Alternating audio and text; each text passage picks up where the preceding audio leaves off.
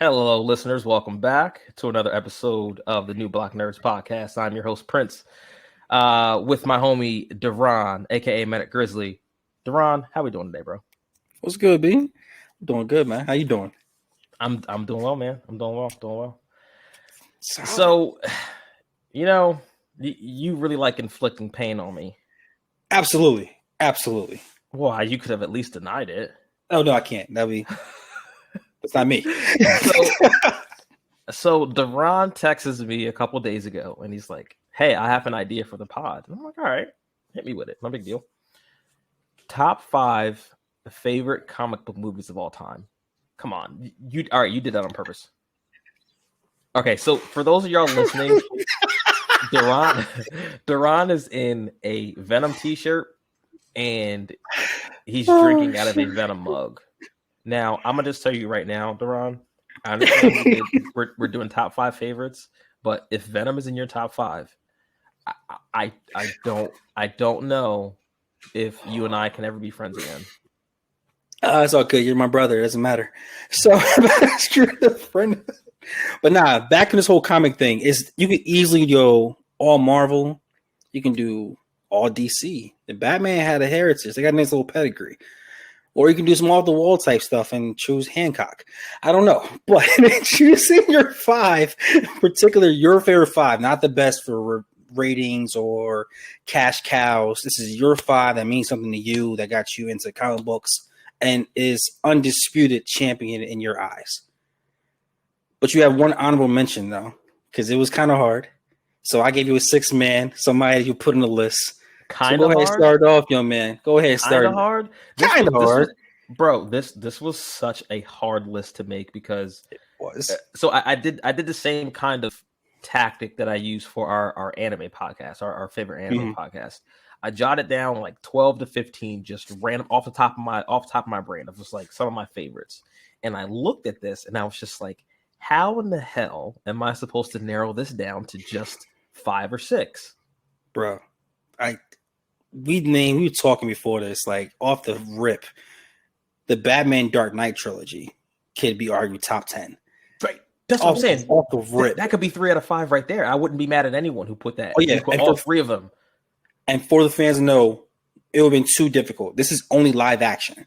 If we added animation to this, I don't know if I could do this podcast right now. So I couldn't do it. No, I couldn't. This is only live action.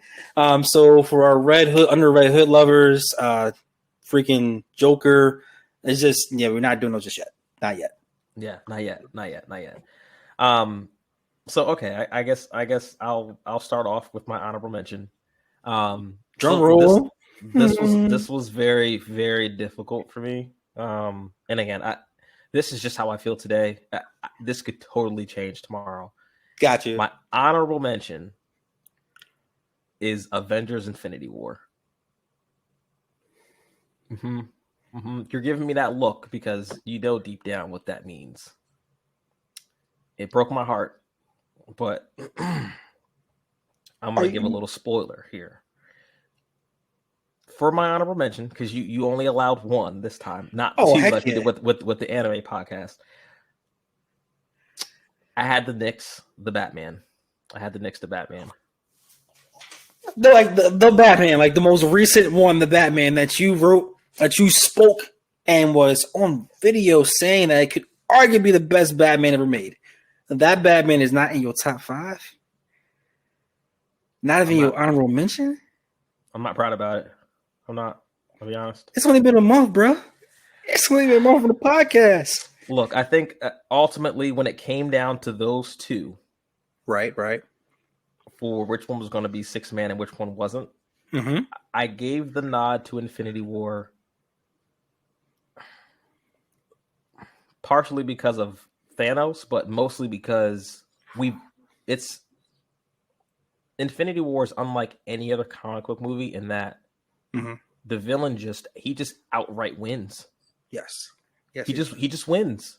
He comes in. Too. He comes in, he pops shit, he beats ass, and he goes home. And that's literally the entire movie.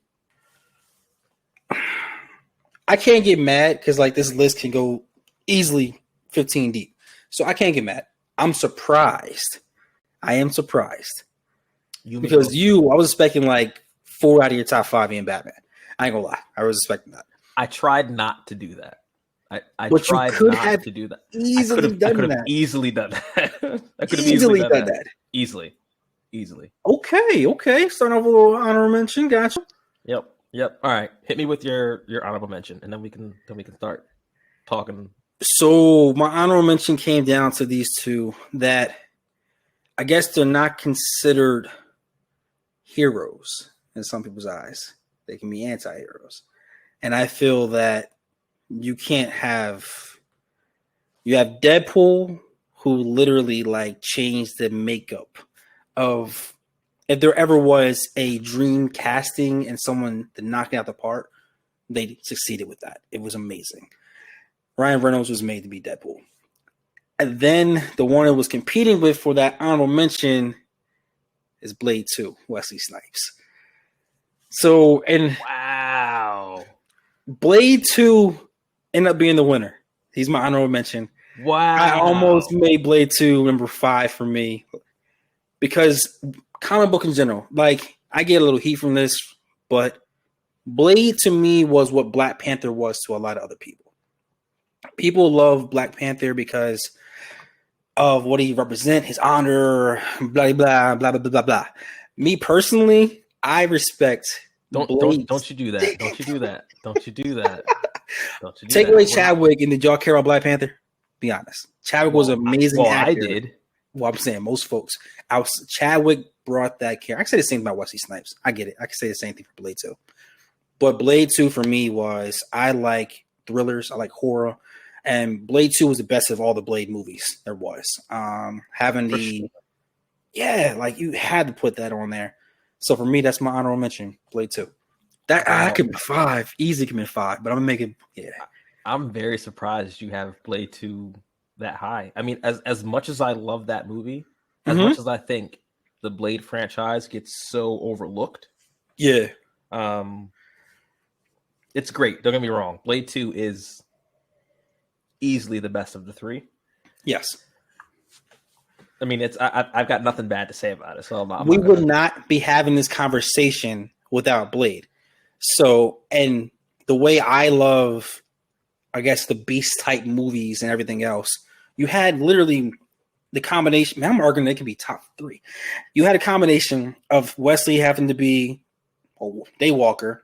It had another species and a strain of a vampire, and they actually had to fight each other. They were killing each other off. And then the end of it was he had to make a decision to help out humans. That's the ultimate plot for Blade. It just was amazing. It just rolled. It was a beautiful film in my eyes. So what's your 5, dude? And the fight scenes for when it came out are absolutely top notch. Like still to this day. And like Wesley again is like it's one of those castings where it's just like, this is perfect. Like who else? Honestly, I'm glad they have Mahershala Ali as who's going to be the new Blade, because there is a very, very, very short list of people who I would even entertain as Blade. And it's to the point where it's unfair. This movie came out in 2002, bro. We're in 2023, and we are still saying that it's 20 years later. Anybody that steps in the shoes of Blade, you have to hold up from that. And that man is and in that same time, we've gotten like a million Spider-Man and Batman movies, and people just kind of come and go and fill the shoes, bro. Just all it's gonna be the same thing with Black Panther. I don't know, no matter who they pick for Black Panther, it's going to be so unfair. Yeah, the scale that he has to accomplish, it's ridiculous. Yeah, but all right, number 5, sir. Okay, my number 5 is Black Panther. I walked into that one, didn't I? That's honestly a great segue. Black Panther, again, for a lot of the things that you mentioned about Blade 2, Black Panther just culturally just means so much to me, frankly. Mm-hmm. And again, you were saying before about who really cared about Black Panther. Well, I know people like you and I, my brother and Nigel, like we grew up reading comics. So like we were always into these characters. This isn't like a new thing to us, right? So like to see Black Panther and to see someone who means so much to people like us on the big screen and be given the kind of respect that he deserves was everything to me. And you know, this film also has one of my favorite villains of all time, one of my favorite comic book movie villains of all time. What Michael B. Jordan did for Killmonger is like, I can't even, because if you look at Michael B. Jordan and his like body of work, he's never played a bad guy before, and like that was a lot of the talk around like when they casted him as Killmonger, like I wonder how he's going to take on this role, because in the comics Killmonger is an absolute savage. An absolute savage, right? And again, comic book readers like you and I, we knew kind of going into the movie that, all right, Killmonger is to Black Panther what Bane is to Batman. He's the guy who has bested this hero. And just his take on Killmonger, and what I love about Killmonger is that like I gravitate towards villains who have justifiable causes. Right, that's the whole reason why people love Magneto, right? Is because people understand where Magneto's coming from. Magneto's a guy who, you know, grew up in you know, pre-World War II, you know, as a Jewish person, and you know, we all know his backstory, right? We all know his backstory. So like, you understand why Magneto sees the world for why he sees it. One of the coldest villains ever, dude. And I feel the same way about Killmonger. You're right. You are like, right. When he's in the museum and he's like, "Oh, don't worry about it. I'm gonna take this off your hands." And she's like, "This is not for sale." And he's like, "You think your ancestors paid a fair price, or did they take it like they took everything else?" And I'm just like, "Oh, he's got you in a box, lady. Drop the mic, keep moving. He's got you there. He's got you there." But yeah, no, I mean, he was just so compelling, and as good as Chadwick is in that role. Killmonger steals every scene he's in, bro. He steals every scene he's in. And like just seeing these characters come to life, and like to see Wakanda on the big screen for the first time and like in all its glory was just, there are very few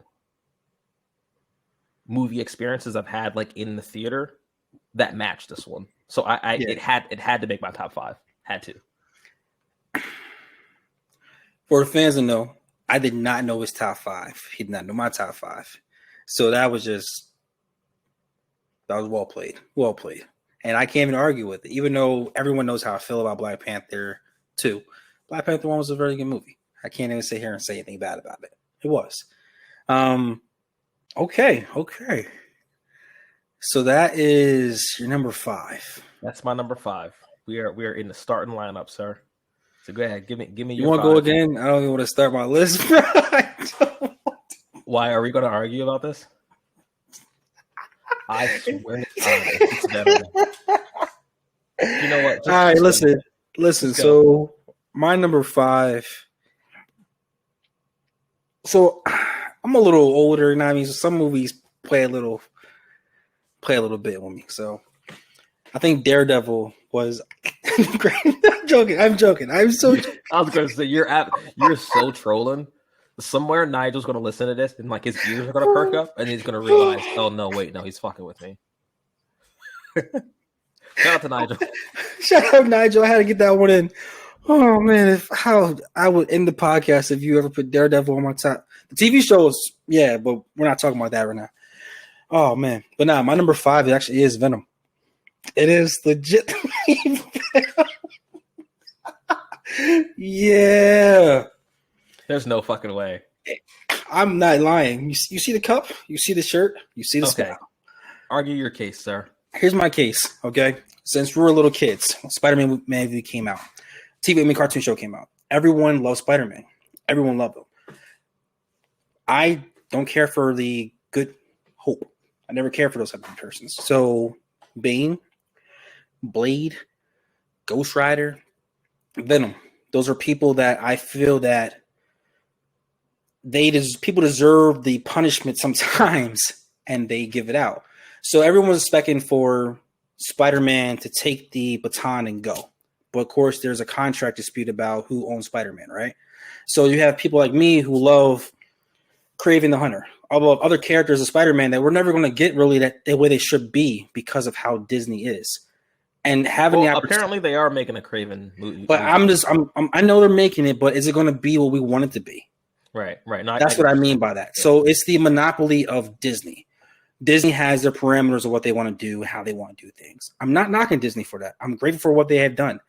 But in my type of gore, hardcore type character should be, you need to have somebody to go against the grain, and that is what Venom and the franchise is doing. And for me, being a Venom fan and actually having an opportunity to go to a film and know it's not being dictated by Disney fully, there are parts that probably are being dictated. Knowing that maybe Amazing Spider-Man could be the Spider-Man of my actual Venom movie, I just love it so much. And for me, actually seeing someone that you grew up with and you endear coming to a film, it was everything to me. I never was a Spider-Man person. I was a Venom person all day. And seeing that there actually is a timeline where Venom does not have to be chasing the coattail of Spider-Man. It's the most annoying thing there is in the world. Spider-Man will get his behind beat down to the ground, put somewhere 6 feet under if they actually let those two fight. Carnage do the same thing. So first Venom, I think, is better than the second Venom, and that is why it is number 5 for me. You know, I'm not going to shit on you because you can't. It's my list. No, I definitely could, but I won't. I won't because this is top 5 favorite. This is not what we think are the 5 best.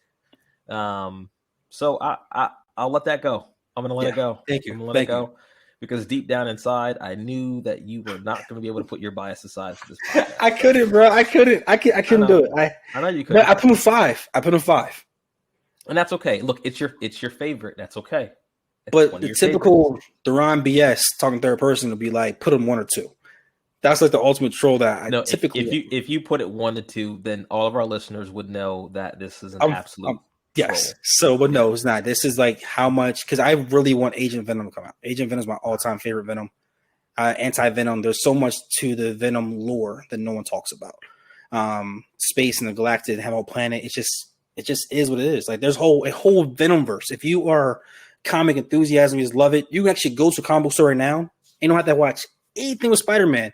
They have a whole catalog of just Venomized. You have the Venomized Wolverine, Venomized Captain America. Like there's a whole thing to it. I mean, Gore the God Butcher is technically Venomized in the comics, even though he was not that way. I'm trying to tell you, Venom's like he spreads all over. Yeah. So it's a great actual character, and I'm so happy the film would not a Daredevil type level film.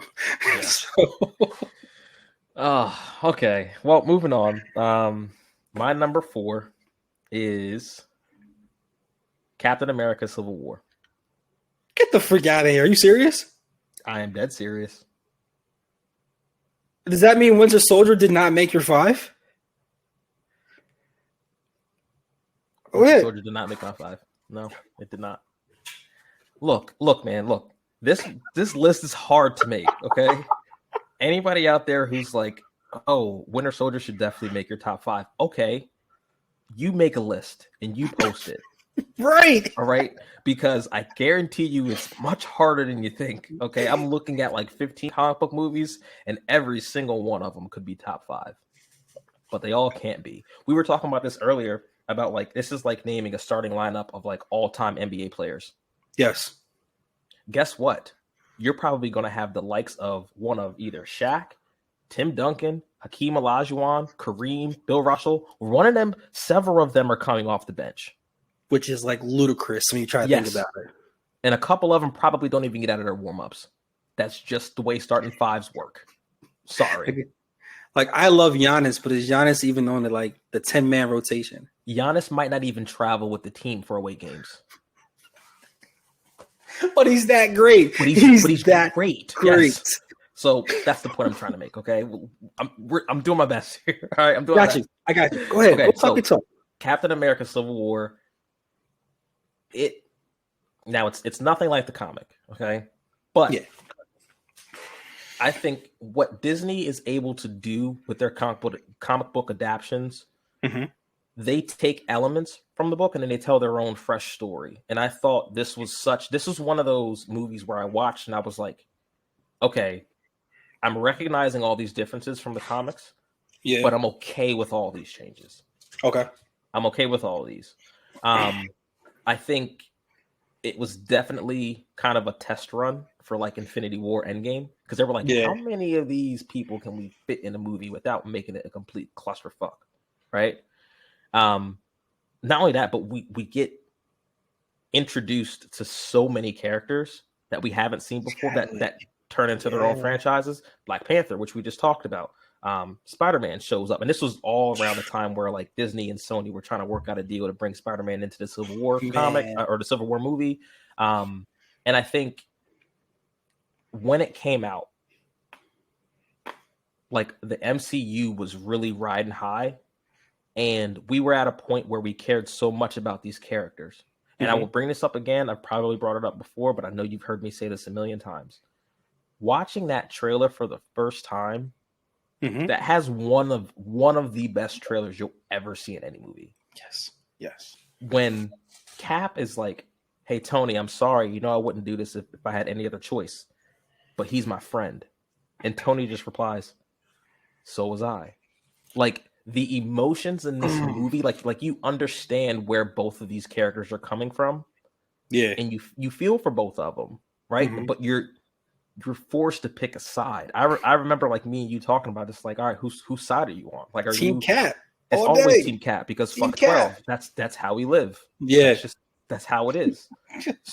so like, and I thought it was such a good choice for them to make it a Captain America movie, because it's being told from his perspective. Yeah, you do get some scenes with Tony by himself and stuff like that, but it is. I think it's inherently a Captain America centric movie. Like you could definitely argue that it's Avengers 2.5. I totally understand why you would say that, but it is viewed from the lens of Cap. Solid pick. I mean, the fight scenes are great.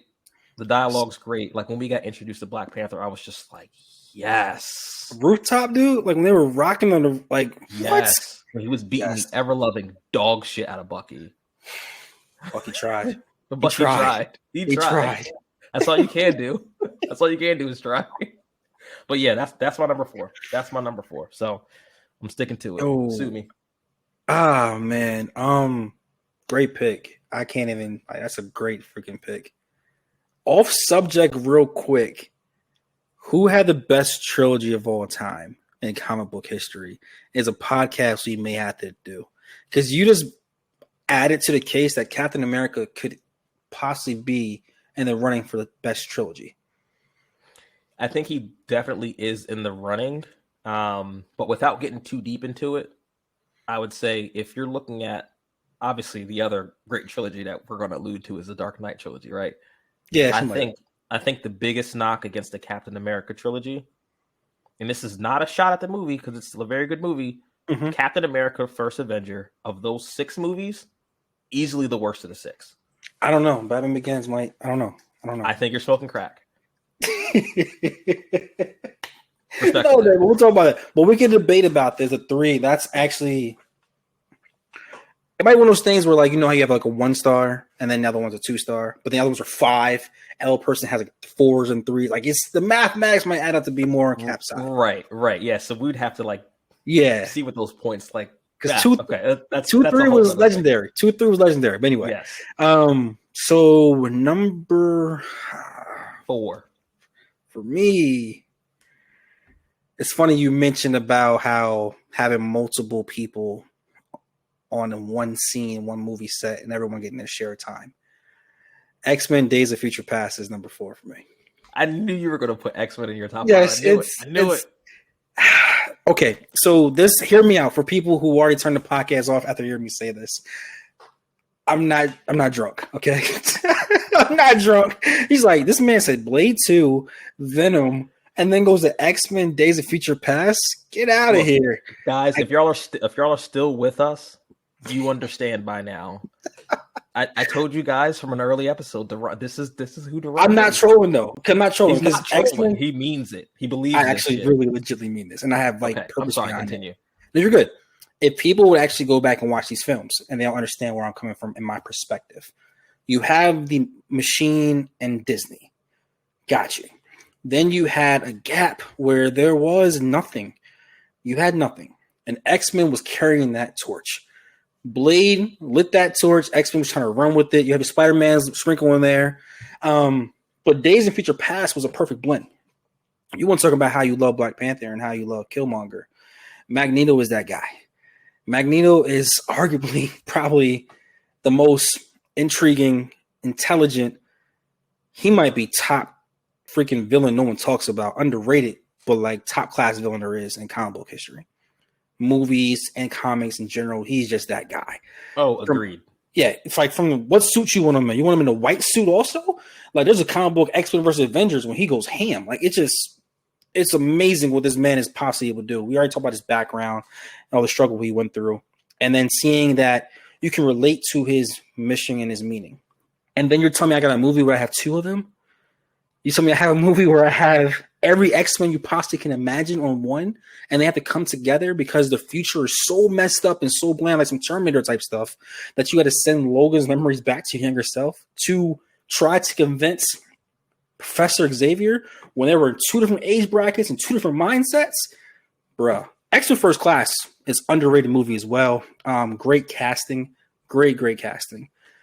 Just the flow of the movie, the Sentinels, having Peter in there actually, it's just amazing overall formula for a successful franchise. And I was so excited because everyone thought it was going to fail, but they put it and they knocked it out the park.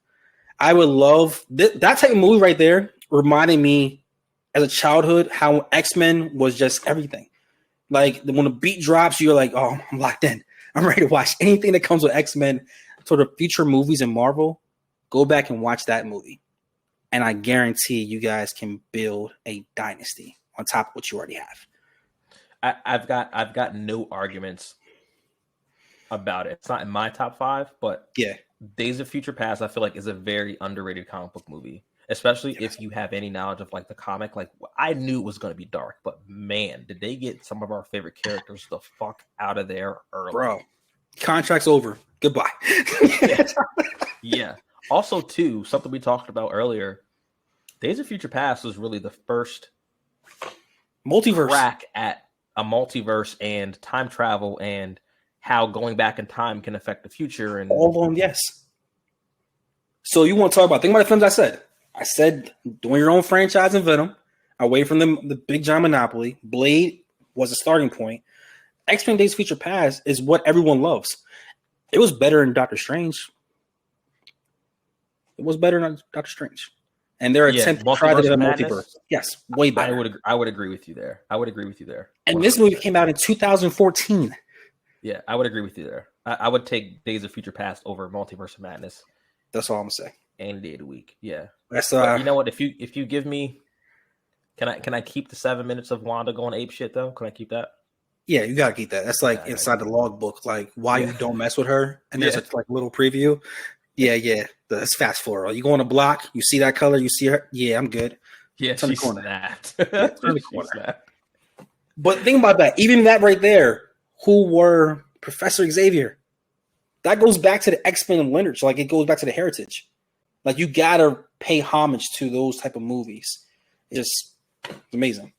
Yeah, I'm not mad at your picks. I understand why you could see those movies and be like, okay, this is one of my favorites. I get it. Because I mean, we grew up on X-Men, so like, yes, I feel like kids who are getting into comics now, they've been so deprived because they didn't grow up with like X-Men comics the way we did, and like the X-Men cartoon, like in the 90s, which was like chef's kiss. X-Men is the one. It's the one group / comic book where if you had a group of friends, everybody could like someone different.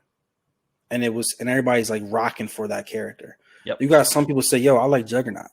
Bet. You right. I can see why. Oh, I love Colossus. I get it. Like there's like polar opposite, but I get it. I get everything about it. The Xavier, the the Martin Luther King, Malcolm X comparison. Like I get all of it. It's just they don't get enough respect.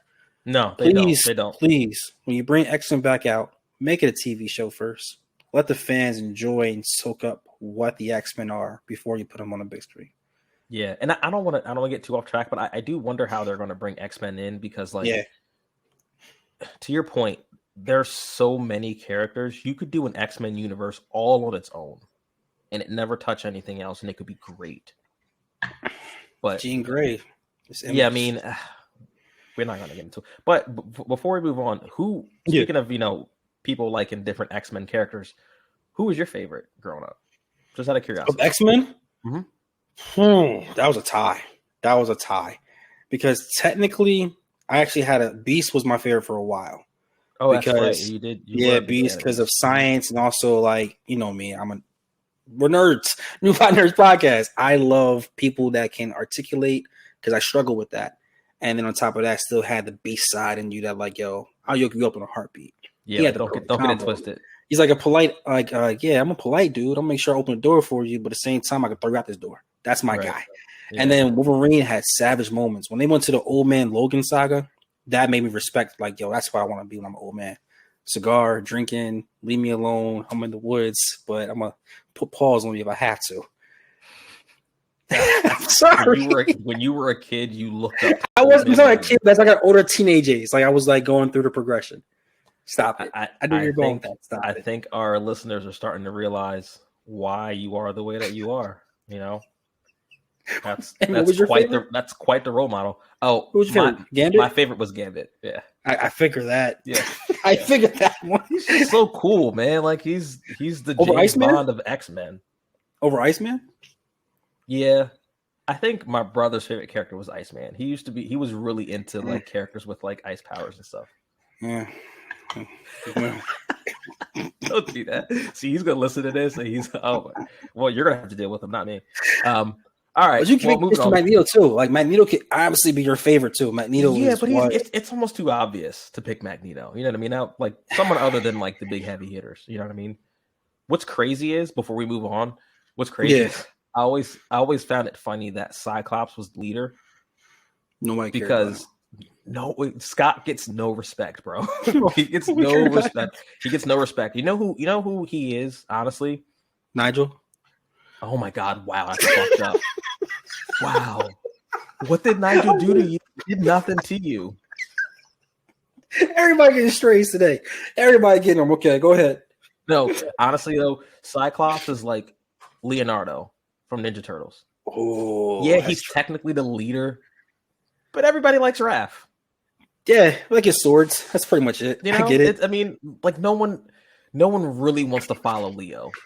Yo, I really think that Nigel's favorite character in Turtles is Leo. Oh my God, if it is, wow. That doesn't do him any favors for what you just said. It might be Donatello. It might be, but I think it's Leo. But go ahead. All right, you know what? We're gonna move on before we lose a friendship on this pod. I might get a phone call so fast after this pod drops. Go ahead. All right, you ready for my number 3? Yeah. My number 3 is Batman Begins. I knew you're not gonna like that one. I knew you weren't. What the hell is wrong with you, dude? Like, what's wrong with you? There's nothing wrong with me. What do you mean? Like Batman Begins, like that really explains to me why that's your number 3. Okay, because it's, in my opinion, it's one of the best origin story superhero movies that we've ever gotten. I know you're thinking of a couple right now, right? Yep, you're thinking about it. Go ahead and think it through. Keep going. Okay. You might got a point. So, for me, I feel like Christopher Nolan did such a good job in this trilogy of giving little hints to the comics, without beating you over the head with it, right? Like I feel like there's little things in the trilogy, and I'll stick with Batman Begins for now, but like how he traveled the world, learning all these different fighting styles, and if you're not paying attention, you'll miss it.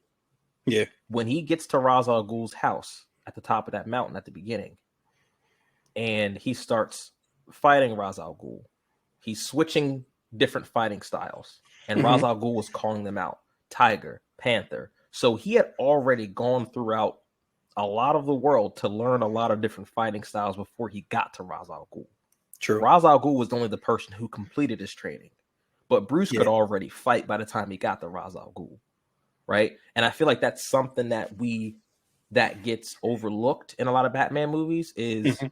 in the comics, we know that he's traveled the world to learn every different kind of fighting style there is to know, Yeah. right? Even in like the Batman, as much as I love that movie, you get a little throwaway line from Alfred saying, "I can teach you how to fight, but you needed a father." That particular iteration of Batman hasn't traveled the world Nope. to learn different fighting styles. And like He's when more you talk about domesticated. how Batman is a mere mortal but can hold his own against pretty much anyone in comics, Mhm. it's because this guy has dedicated his entire life to this cause. Mhm. And I think picking Ra's al Ghul for the first villain in that trilogy was so poetic because this is the man who trained him. And he says it all the time in the books and in the movie, like, "You are my greatest student. Why Yeah. are you not standing here by my side?" And I felt like that was so great, especially like bringing in Scarecrow as well as the secondary villain for this movie, because Mhm. Batman's whole thing was, I'm going to turn fear on people who prey on the fearful. So again, it's just poetic that they then brought in Scarecrow, right, for this That movie, places and Ra's fear. al Ghul. Like Yes. it's. I think the story comes together so perfectly with, especially like I felt like Christopher Nolan, even though he's not like known as like a comic book nerd, I feel like he really paid attention to some of the small details that make Batman Batman, right? Yeah. At the end, we always, we talk about this all the time about like Batman being the true face of Bruce Wayne. Mhm. Rachel says that to him at the end. She says, no. This is your mask. Bruce Wayne is your mask. Your real face is the ones the criminals now fear. And she realizes, even in like that little bit of dialogue that they have together in the end, you Mhm. realize that Bruce can never have a normal life because Gotham No. will always need Batman. Mhm. And this is his life. This is his family's legacy that he wants to move on with. This is it. This is all he's got. Wow. So that's number 3 for you. That's number 3 for me. So fans, if you are picking up on there, Prince, it's Batman Die Hard. I am Batman a Die Batman Hard. diehard, and I am not ashamed of it. I know I'm not knocking it, but I know what's like 1 and 2, or I know what 1 is now. I think I know what number 2 is. Jeez. Even like, bro, like the fight at the docks, that's perfect Batman. When he's just like Yeah. hiding out and he's playing games with them, and like the guy like looks in the little container, gets snatched up. Wow. That's the Batman I love in the comics. The one that criminals go out at night and they're terrified. Speaking of comics, great pick by the way for number 3. Apparently, rumors, I'm not sure if it's accurate or not, that Superman has to give up his powers and Batman gets them. Apparently, there's a new comic coming out about, yes. I got to look. When I looked through, the guy was talking about it inside the comic shop. We'll talk about it later. That's really true. But anyway. That's not a good idea for anybody. Yeah, apparently that's what happens. Superman has to give up his powers in this book, and then he chooses his best friend Batman to get the powers. Well, but anyway. I sure hope Bruce pulls his punches in this new comic. Otherwise, it's going to be lots of headless corpses. Murder, She Wrote. So we got, that's your number 3. Number 3 for me is it's Endgame. Ooh, Endgame is number 3 for me. Yes, okay. Only because of the longevity of all the films they had, the collection, and then we spoke about before in prior podcasts. Game of Thrones could be arguably the best TV show of all time if it had stick the landing on the last season. That right there, makes it different than Breaking Bad or something like that. Or like The Wire or something like that. And even The Wire had a little, there were a lot of people who didn't like the final season, but it was like a cliff thing where like Game of Thrones was like going to like out to the stratosphere, and then it just freaking just bombed it. But Endgame did not do that. Endgame, in my personal opinion, I don't care who you are. If you care about comic books, you shed a tear at some point in Endgame. At some point in Endgame, even from what happened with, we're going to now see the consequences of everything that happened with the time traveling. We're going to see all these things happening in the future. Mm-hmm. The cause and effect of what happened in episode 1, and to the first movie, to that movie, how they had to go back and travel. You see how everything is played to this part on top of Thanos and seeing everything that he accomplished. Plus you say, oh yeah, I got a secondary one. Then you have Thor being depressed and everything he went through. It just everything. There's so little mini micro stories in one. Then we have Cap have an opportunity to actually live the life that he always wanted. And then the moment that, hey, made me shed a tear. I'll admit it. When Falcon got that shield, bro. Wait, when that's Falcon what made you cry? I'm gonna tell you why. I thought you were going to say when Tony died. No, I don't. No, not at all. So that's probably heartless. I'm sorry. When Falcon got that shield, because I never thought they would put that on a movie. I always thought they would try to manipulate it in some kind of way to never publicly admit that we are passing the torch to another person of color. Like, that's why Falcon is the top of mind. Everyone would joke about it. Oh, Anthony Mackie's playing him. It's horrible casting. But look at Falcon's story. And look at everything about it. He was the legit wingman of this man through everything he went through, the thick and thin. And Double then entendre right there. Yeah. Sorry, continue. I'm stupid. I know. But that moment right there had me like, yo, you could have easily fanfare gave it to Bucky. You could have easily did that. There's Bucky a comic got way for too that. much blood on his hands to hold that shield. I know, but there's a comic for that, and fans were so mad. You got so much heat for actually doing that. And then everything you do with your franchise, yeah, not only are you just giving him the shield, that means you're basically saying the next Captain America movie is a man of color. There's more to Falcon than people realize. Sam Wilson is literally going to be the new face of the actual Avengers. You can say Spider-Man. Go ahead and argue that all you want to. But it came down to the actual team. It's going to be Falcon. And that was because Endgame passing the torch. On top of everything else it did. It was a cherry on top. So Endgame is number 3 for me. Okay, that's fair. We can continue this conversation because my number 2 is Endgame. I knew it. I freaking knew it. So I mean, just echoing all the things that you said, I think what Endgame, it may be a little unfair. Yes. That Endgame gets the credit for 20 some odd movies, right? Because it is the cap on a decade and 20 plus movie franchise. Yeah. And I feel like people, even today, like people just don't give the MCU the credit it deserves for what it's done in cinema. I mean, we talk about a franchise like Star Wars, for example. The first 3 movies, great. The sequel movies, very mixed. This recent trilogy, absolute dog shit, right? And this is 9 movies. The MCU put together a 20 plus franchise. Now, not all of them hit, of course, but to bring it full circle in Endgame, to make all these callbacks to things that have happened over the last 20 something films, and to really stick the landing, and to get them to work together. It's no one has even come close to accomplishing what they have done in cinema history. It's not even remotely close, bro. It's not close. And me, you, and my brother went to go see this opening night. And when I tell you, and I told you before about Black Panther being one of the most incredible movie experiences, Endgame was the best movie experience I've ever had in my life.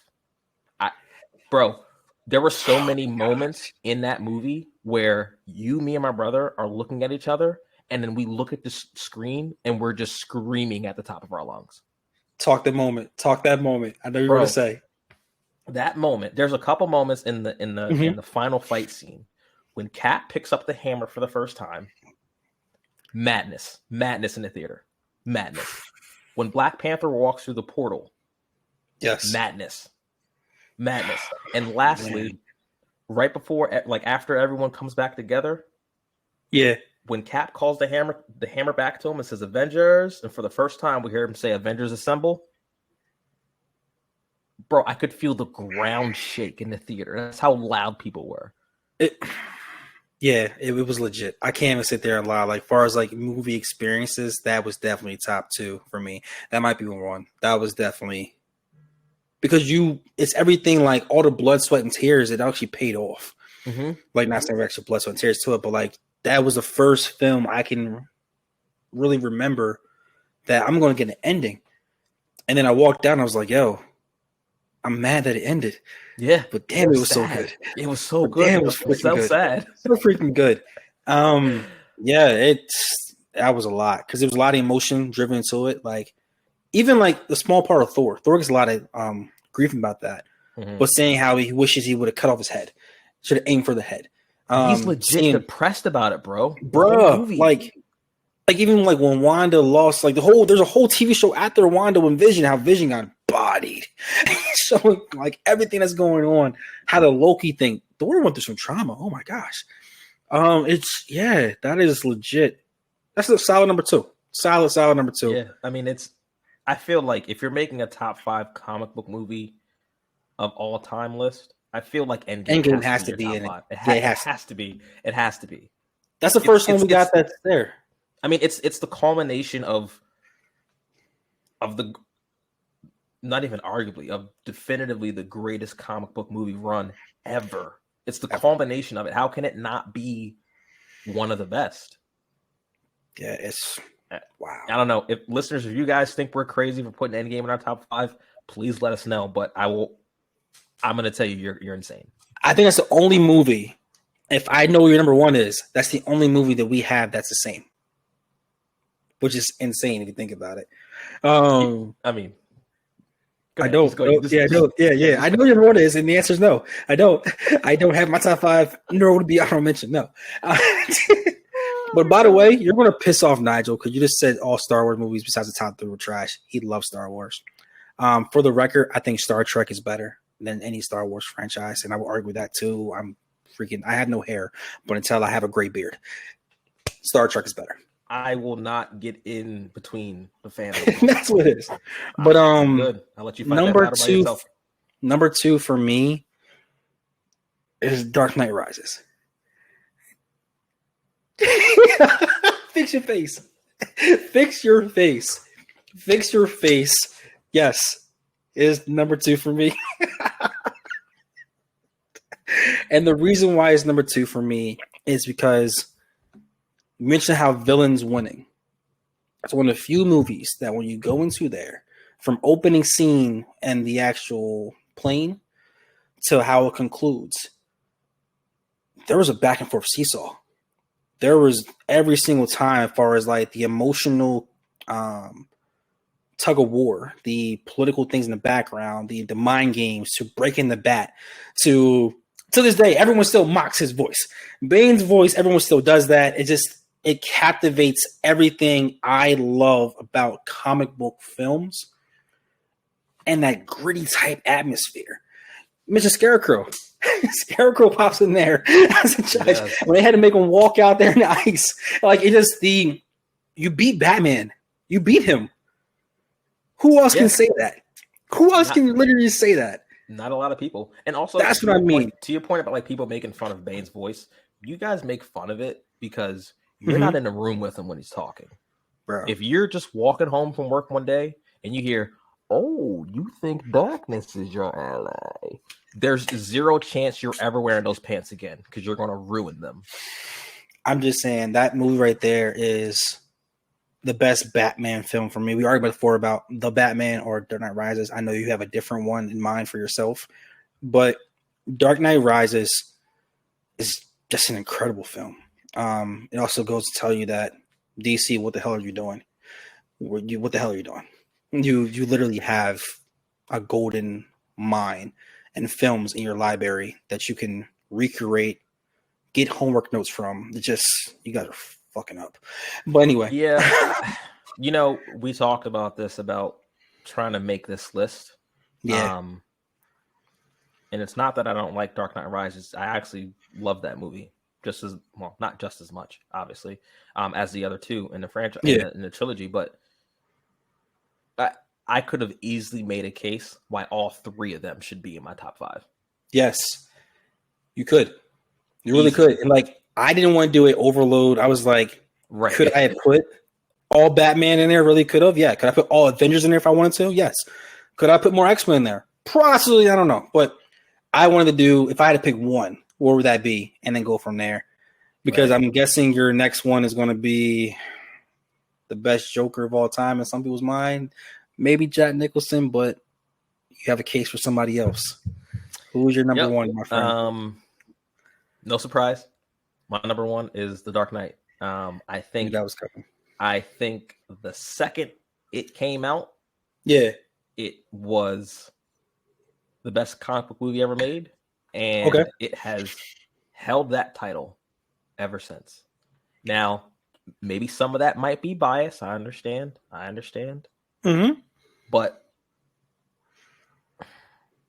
to me, Heath Ledger's performance as the Joker just might be the single greatest acting performance that we've ever gotten in a comic book movie. That alone, like, as far as a role, as far as just him embodying his role, yes. Or are you talking about as far as the entire film? Both, because I'm ranking it number one. Okay, I hear you. I'm ranking. So, like, for me, again, little things about the comics that were captured so brilliantly in this trilogy. In the comics, for some of you listeners who are not big comic fans, little things like this stuck out to me. In the comics, when Joker is in Arkham, one of the psychiatrists are asking him about his appearance. And he responds by saying, and I'm paraphrasing, some days I remember it one way, other days I remember it another.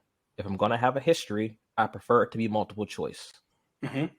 Now, that sounds fucking nuts, and that's because it is nuts, because Joker's insane. Okay?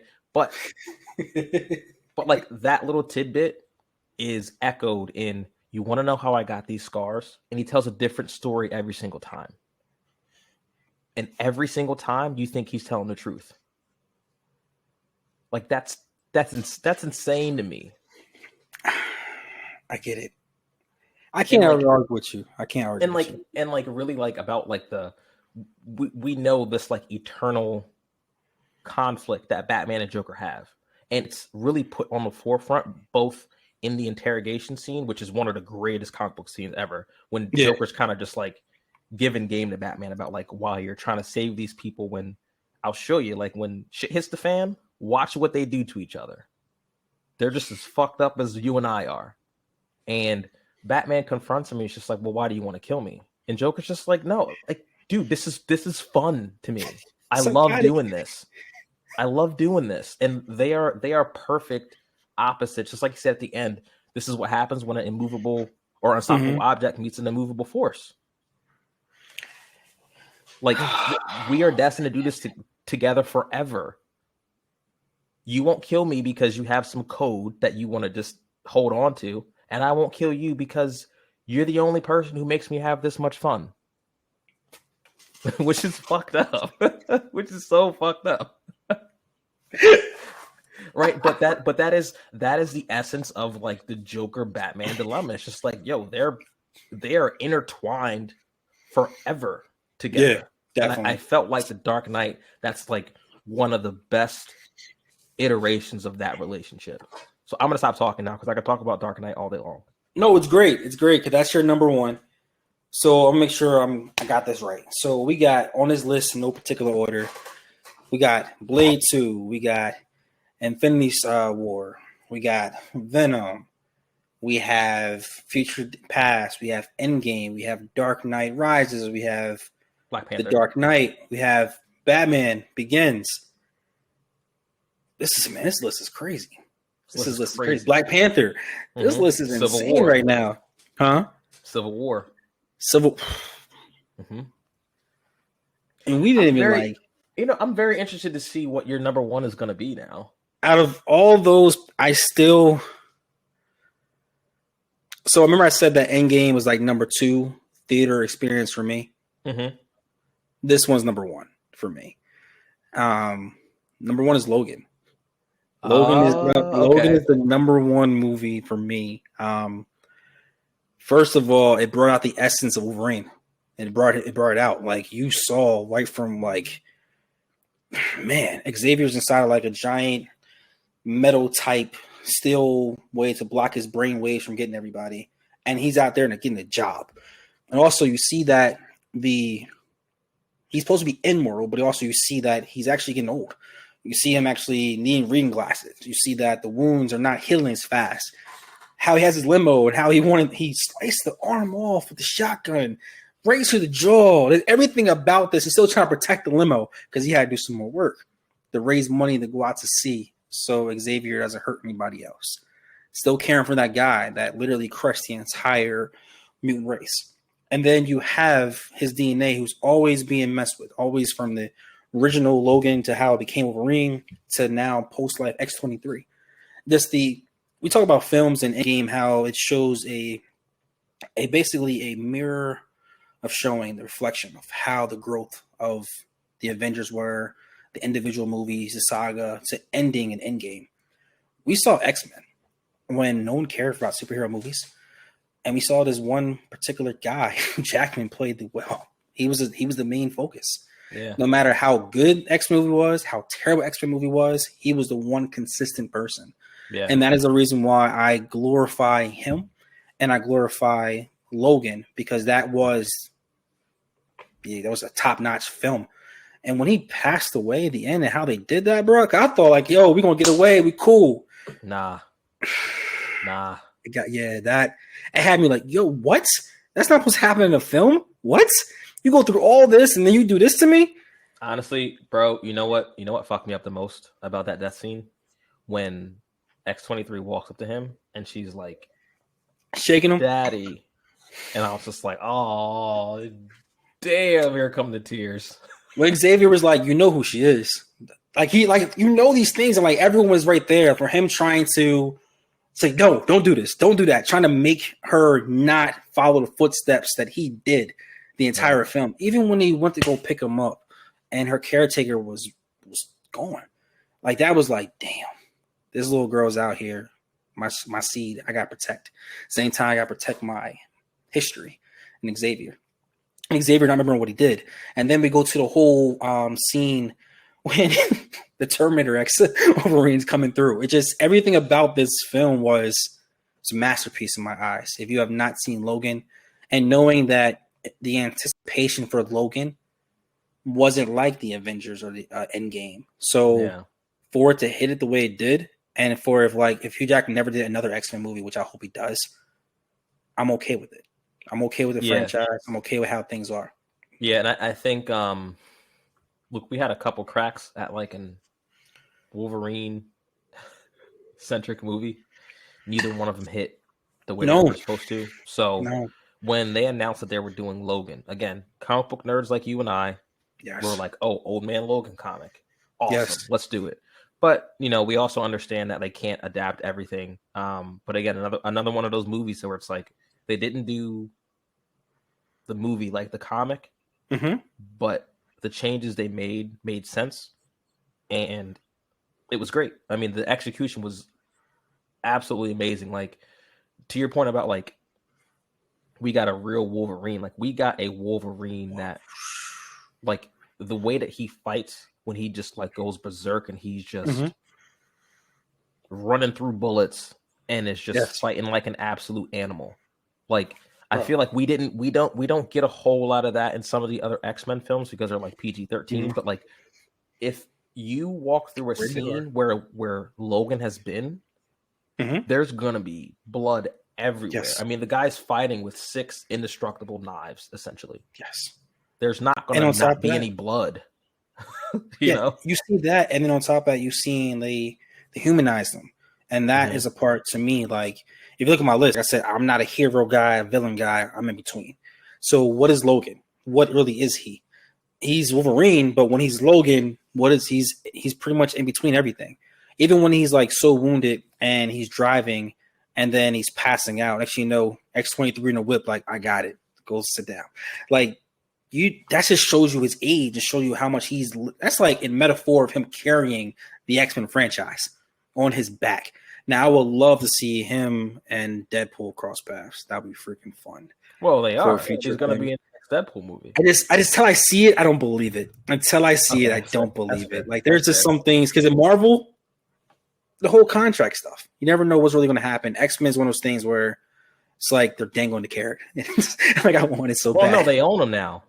I just want to see how they're going to execute it though, because they all like doing their own thing, and Hugh's been doing this for what, damn near almost 20 years now. Yeah. Like that's like 20 years of doing this, and your body trying to work out and maintain what your physique is supposed to be for that. Yeah. Plus their ideas of trying to make a new franchise. I don't know if we are going to get him for a long term type thing, but I would love to see him in the yellow. Yeah, I would. It's. I feel like he doesn't get enough credit either for. Nope. Because when he was casted, he's nothing like the comic book version of Wolverine. He's a gentle guy. He's like a foot and a half taller than what Wolverine is supposed to be, anyways. Yes. Right. Yep. But like, to your point, bro, like this was supposed to be his swan song for playing Wolverine for all these years, and for someone who's played one role for so long, it's hard to get any better than this one, man. So I like your number one pick. I had Logan on my list. It did not crack my top 5, but it's 100% in my top 10. It's okay. It's too good of a movie to not be like amongst the best. I got a soft spot for X-Men. I don't know, but it's something about that. Oh, who doesn't have a soft spot for X-Men? Let's be real. Like I wish when they have a movie X-Men versus the Avengers, I hope the X-Men beat their ass. Like I really want to see the way the Avengers are currently constructed, no Iron Man, no Steve Rogers, no Black Panther, they might get fucking washed, bro. They might get done up. And if the X-Men are fresh too, like if they haven't, I mean, it's really no contest. Oh my goodness! Imagine Scott Summers and Falcon, like how that would go. Again, if you're gonna bring Cyclops up again, he gets no respect. I know that's what I'm saying, but you also don't like Anthony, particular actors playing certain roles. No. I like Anthony Mackie. I just think he's kind of corny sometimes, which is okay. It's fine, Plus, I don't think he's ever going to recover from that ass whooping Eminem gave him in 8 Mile. It was a movie. He played his role well, dude. Like, what do you mean? Jeez. Heath Ledger he bounced back. He bounced back. Hey man, look, don't speak ill of the dead, okay? We don't do that. No, I'm not playing ill. I'm saying he bounced back. He had a great opportunity. Freaking Ryan Reynolds bounced back from terrible Blade 3. So this is possible. Yo, I was going to troll you, bro. Indeed, I was going to troll you. I was going to say Fantastic Four, Michael B. Jordan's film. No, well, you already tried with Daredevil, so. No, I was going to do that one so bad. God. Anyways, Nigel's going to hate us. You mentioned Daredevil. You mentioned Star Wars. He's going to kick Leonardo. Yes. Yo, I really think Leonardo's his favorite character in Scott Summer. I think those like his favorite, like. Yeah. Okay, all right. So let me get this straight. He is a Daredevil fan, a Scott Summers fan, and a Leonardo fan. I think so. He's going to deny it though. He's going to say, "Nah, I like Raph or Donatello or something like that." He's going to mention something else. I feel we've outed him on this podcast. Hey, what's he going to do? I think of all it's all in fun. We love you, bro. Oh yeah, it's all fun. We love you, dude. But of like all the X-Men. Like, who do you think is really playing Scott Summers? Like, do you think it's Cardell or you think it's Nigel? Which one's the leader? There's no chance Cardell fucks with Scott Summers. Zero chance at all.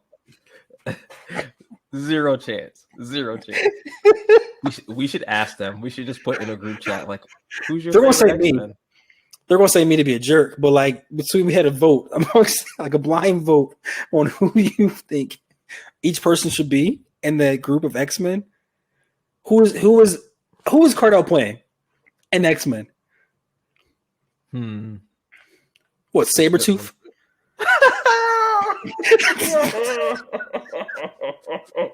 He's probably gonna make a fat. He's gonna say that you're Blob. I know. I told you. I know because I know his comebacks. But my thing was legit. He's angry all the time. So Sabretooth would be a good fit for him. Nigel always like, hey, man, we got this. I can see him in Scott. Why do you sound just like Nigel right now? Yo, you live to antagonize them. This is why our group chat. This is why our group chat can never be published because it's just full of random. Oh my gosh, I love them, dude. You know how we feel about each other. I know. It's just you guys have such a weird relationship with each other. It's so funny. They're gonna like when they see this list, they're like, "Oh, Prince, your list is decent." Duran, you have Blade 2 and Venom on your list. Like, what's wrong with you? Oh, you're gonna get shit. You're gonna get shit. I know. That's why I'm making jokes right now at the end of the podcast. So it's like you're just trying to get them recorded. So it goes. So as you read it, as you're tarnishing me on the name, like text me, Duran, how you do this? How you do that? Just remember that you were Sabretooth. I might text him and say, "Yo, what's up, Sabretooth?" and see what he says. Oh my god. Anyways, look, listeners, again, don't forget to like, subscribe, comment, give us your list. I would love to hear other people's lists. Yes. Again, if you guys have ever tried attempting this is not easy. This is not an easy list to make. There's going to be several films that you are that you hold near and dear to that you may have to cut out of your top 5, and it's going to suck. Facts. So, and no one mentioned Spider-Man No Way From Home as a top 5. No Way Home. Yeah, I had it on my list, but it didn't make my top 5. Nope. Yeah, we getting some heat for this, bro. It's okay. It's all right. It's fine. It's fine. But like I said, share your list with us, man. I mean, let us know what you guys think. I mean, this could change, honestly. I could easily put Logan in my top 5. Logan's the greatest superhero movie of all time. There's only 5 slots, man. You know, everybody can't play. Yeah, you're right. So, you're right. We love you guys. Love you guys. For people that are still listening, y'all are the best. We really appreciate you guys. Yeah, Duran, man, it's been a pleasure as always, man. Always, man. Always. Yeah, and we'll catch y'all on the next one. Peace and love.